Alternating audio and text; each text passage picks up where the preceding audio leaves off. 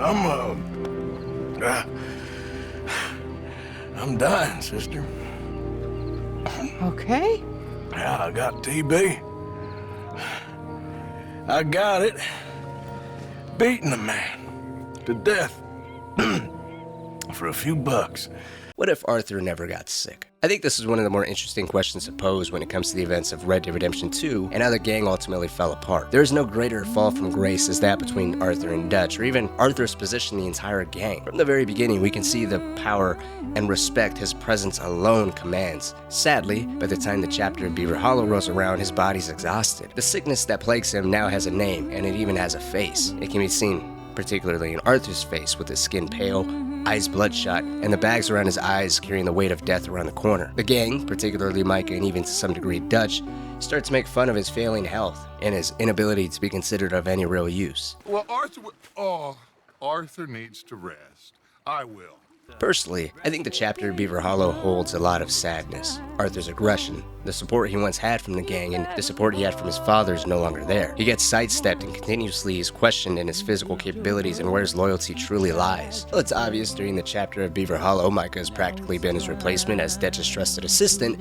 You can't help but wonder if this was always destined to be, or if this was really a result of Dutch viewing Arthur as being sick, and because of his sickness, he's considered delusional, weak, and too afraid to do what has to be done, whether if that necessity is true or not. Now let's first go back and ask ourselves if this would ever happen if Arthur didn't get sick. What would Arthur's position in the gang have been had he never gotten sick, or had such a shaky position in the gang towards the end of the game? Would the gang have fallen apart the way that it did? Would Arthur still have been replaced by Micah? There's still a few ways that we can actually tackle this concept, but I want to start this off with the relationship between Micah and Arthur. All throughout the chapter of 1 and 2, during the events of Coulter and Horseshoe Overlook, there are moments where the two of them collide. Hello, old friend. Had a good time, did you? You going to get me out of here? I ain't decided yet. Real funny. Oh, I ain't joking, cowpoke. I heard so much bluster out of your mouth these last 6 months. And now, I got an opportunity to watch you be silenced. Well, you gotta do something. Why? I always looked up to you, Arthur. Well, that's your first mistake. It's quite clear that Rockstar made their clashes to show us the opposing mentalities the two of them have. Where Arthur can be cold-blooded, hot-headed, and not think twice about killing people, he still refuses to kill innocent people. He upholds the teaching of Dutch and refuses to kill or rob out of anything other than pure necessity. Micah, on the other hand, purely serves just himself, quick to end anyone that disrespects him. He even tries his best to convince Dutch and the rest of the gang to, at the very least, acknowledge the weaker members for not holding their own and carrying their own weight. From Micah's point of view, it's not fair that he and the rest of them are doing all this hard work and the women and children aren't doing anything at all, so it's just best to cut them loose. It goes without saying Micah and Arthur have two very different mentalities, but if we're going to be looking at this theory through the relationship of Arthur, Micah, and Dutch and their standing in the gang, let's first assume everything else happens as it does in the gang, with the exception of Arthur getting sick. The chapter of Coulter and Horseshoe Overlook shows Micah in a very submissive position to Arthur. He may hold the selfish bloodlust temper I already expressed he has, yet he takes great care in neither offending Arthur nor blatantly causing any kind of wedge between him and Dutch. It may be possible that while not afraid or intimidated by Arthur, Micah's fully aware of Arthur's closeness to Dutch and Dutch's reliance on him. He could also be aware of Dutch's reliance on Hosea's judgment, a judgment that I think is safe to say is not in Micah's favor at all, with Hosea and Arthur both blaming the events of the failed Blackwater heist on Micah, getting in Dutch's ear, and undermining Arthur and Hosea's safer venture. Now, if you go back and revisit the first two chapters, it's interesting to see that during Horseshoe Overlook and even Clement's Point, Micah's not really that involved in too many missions. In chapter 2, he's saved by Arthur during the Blessed Are the Meek mission, where he's in the jail of Strawberry ready to be hanged for starting a fight that results in the death of two men. It's here where we also get to see more of the dynamic between Micah and Arthur. Yet what's worth really noting is how the mission ends. Micah leaves Arthur and shares he's not going back to camp without a peace offering to Dutch. He intentionally avoids Strawberry in light of shooting up the town with Arthur, yet he stays out in the wilderness keeping a close eye on a potential score he can lift off the O'Driscolls. While it's evident to some degree that Dutch clearly likes Micah and is looking out for him, this is obvious by Dutch sending Arthur to go save his ass for Strawberry. sanctuary, it makes the move of Micah having to acquire some type of peace offering from Dutch almost redundant, completely unnecessary. But it's important because it provides some insight to how Micah and Dutch really get along. As I said before, during the chapter of culture, Micah expresses his reluctance to look out for weaker gang members. Clement's Point and Horseshoe Overlook, to a lesser degree, almost entirely revolves around the gang's members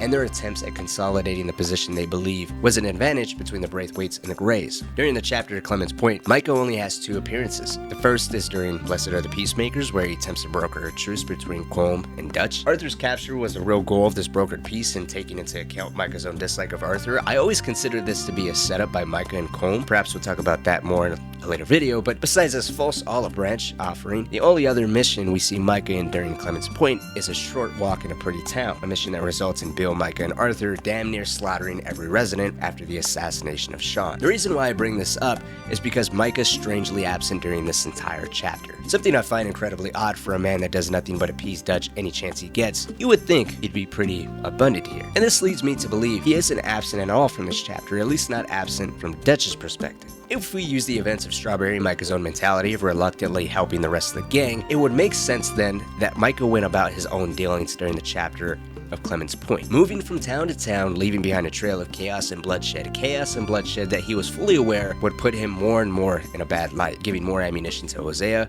Arthur, and anyone else who particularly doesn't like him or his way of handling things. It's also a blatant lack of respect for Dutch's teachings. It would make sense to believe that Micah went about his own business pretending he was onto some financial leads or some type of gain to benefit Dutch and the gang at large, when in reality, he was doing whatever the hell he wanted, and whenever anything got out of hand, there was too much blood being shed, or he attracted too much of attention, he would acquire some type of peace offering and come secretly to Dutch. It would then make sense to believe Micah would explode in a fit of rage and, fully aware of the outcome from his outbursts, would only return to Dutch with something of value, hiding it behind the claim of him doing it in the name of the gang.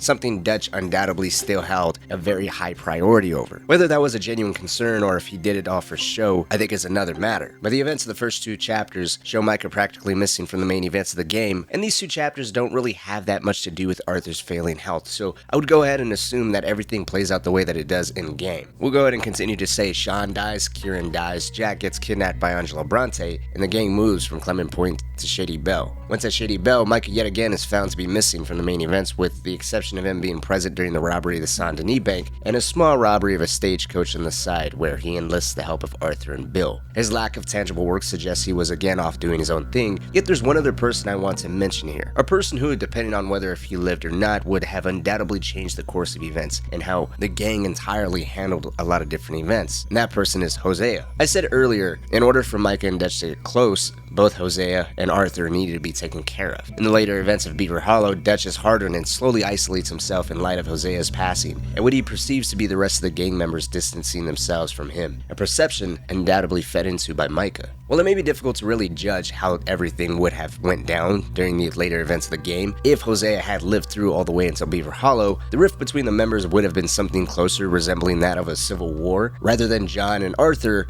being turned on and treated as traitors or outcasts. Based on the opposing mentalities and shifting priorities between Dutch and Hosea, it wouldn't be too far-fetched to see Hosea to take up the role of holding the gang together the way we see Arthur do, which then would have allowed Arthur to not have his attention pulled in so many different directions and give him the space and time to be able to focus on one glaring issue at a time, with the guidance and support of Hosea. A guidance and strong support system he severely lacked towards the end of the game with Hosea's death. Now, I'll go into further detail in a later video as to how his death could very well have been something orchestrated by Micah, but for now, again, assuming that he did die, the Saint Denis Bank robbery as well as the events of Gorma did happen, everything would have taken its toll on Dutch's slipping mentality, as it clearly does within the game. I believe we would still see him kill in cold blood and mask it behind necessity to protect themselves and to stay ahead of the law, a mentality similar, obviously, to Micah's. Sadly, though, I believe the rift between Dutch and Arthur is inevitable, should everything play out the way that it does, regardless if Arthur is sick or not. I believe based off Dutch's own actions and how different and boldly Micah acts from the beginning of the game, game to the end, Dutch wouldn't change on his own. Everything he does and says would continue the way it does. Whether if Arthur does become sick or not, I think isn't all that important. What is important is how we see Micah act. Because it's fairly apparent both Micah and Dutch start having volatile mental states that bounce and grow off of each other. So far as Micah is continuing to boldly place that wedge between Dutch and Arthur, arguably with Arthur being the only one who can actually get through to Dutch besides Micah now, none of the events will really change. Let's consider the events of Beaver Hollow for a moment. Micah starts to openly insult Arthur,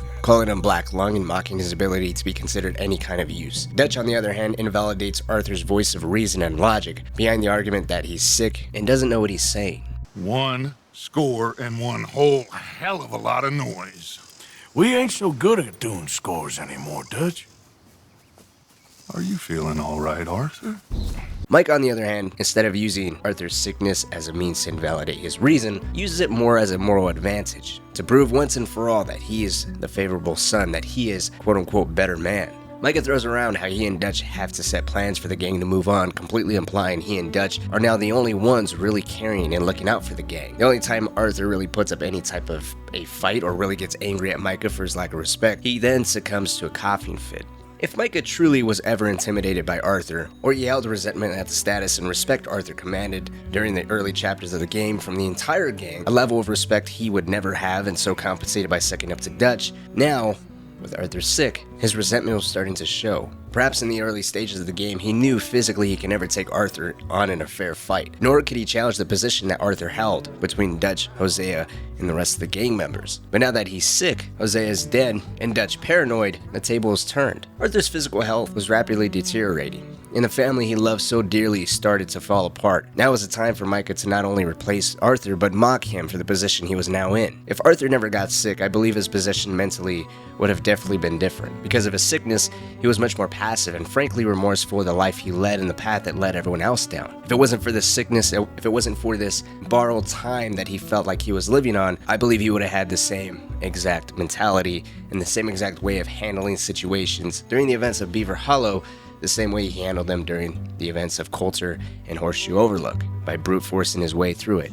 I think if he was well aware of Dutch's deteriorating mental state and how Micah was leading them all down a path to basically hell, there's no doubt in my mind that Arthur would have took up the advantage, completely dealt with Micah in his own way, possibly resulting in isolating and alienating Dutch even further. Regardless of what might have or may not have happened, one thing is certain, Micah held a position in Dutch's good graces, and that made it dangerous and frankly impossible for the gang to continue living harmoniously as a family, as Dutch, with the help of Hosea, was able to let it be for so many years. We are gonna need a lot of it. And Micah, we need to talk, figure out some things. Of course, boss. Figure out what?